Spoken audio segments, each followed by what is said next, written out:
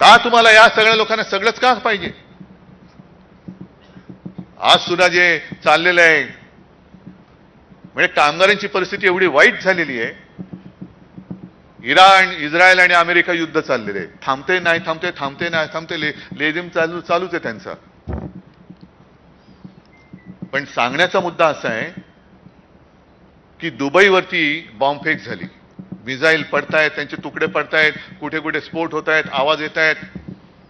पण वृत्तपत्रात आलेली बातमी आहे आणि ती सुद्धा सामना नाही, मला असं वाटतं लोकसत्ताच असेल. त्याच्यात बातमी अशी आलेली की दुबईमध्ये अनेक उत्तर भारतीय म्हणजे अगदी बिहारचे लोक तिकडे काम करतायत. आपल्या सरकारने सांगितलं परत या परत या, आणि तिथल्या कामगारांनी प्रतिक्रिया दिली, आम्ही तिकडे जाऊन बेकारीने मरण्यापेक्षा इकडे बॉम्ब हल्ल्यात मेलो तरी चालेल. कारण जर का घरी परत गेलो रिकाम्या हाताने करू काय, कुटुंब पोसू कसं? ही जी वास्तविकता आहे ह्या राज्यकर्त्यांच्या लक्षात कधी येणार आहे की नाहीये? राज्य पाहिजे, सत्ता पाहिजे, देतो तुम्हाला. पण एक तर माझ्या देशातले किंवा माझ्या देशातल्या राज्यातले कामगार देशातल्या देशात सुद्धा या राज्यातून त्या राज्यात का त्यांना जावं लागतंय? बरं तेही कमी पडतंय म्हणून देश सोडून दुसऱ्या देशामध्ये त्यांना का जावं लागतंय?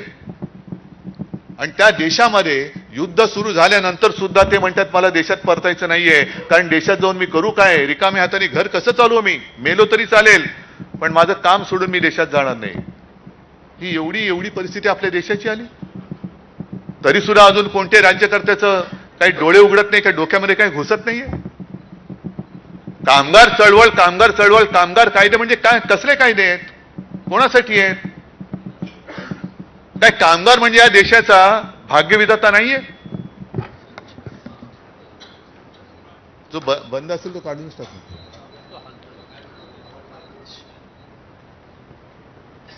कामगार हा देशाचा भाग्यविधाता नाहीये?